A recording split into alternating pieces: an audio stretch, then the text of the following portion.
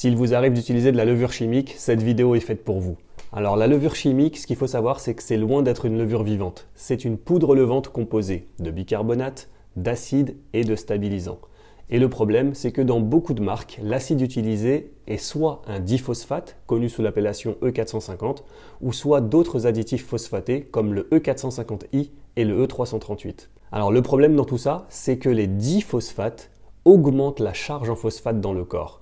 Et un excès de phosphate est associé à plus de risques de maladies rénales et cardiovasculaires, surtout chez les personnes fragiles, les enfants et les personnes ayant des reins sensibles. Et d'ailleurs, certaines levures chimiques peuvent aussi contenir des composés à base d'aluminium, notamment connus pour sa neurotoxicité. Et malheureusement, on retrouve de la levure chimique et des phosphates partout dans l'industrie agroalimentaire, y compris dans les plats transformés, dans les sodas, dans les snacks, dans la charcuterie et dans le fromage. Et on finit par accumuler des doses supérieures à celles que le corps peut supporter.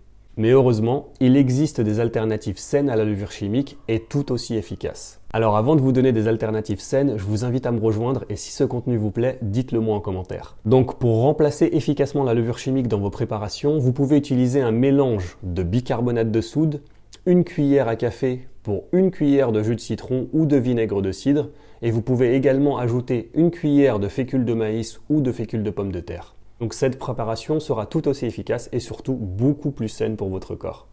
Vous savez donc ce qu'il vous reste à faire pour remplacer la levure chimique. Quant à moi, je vous dis à une prochaine pour des astuces santé.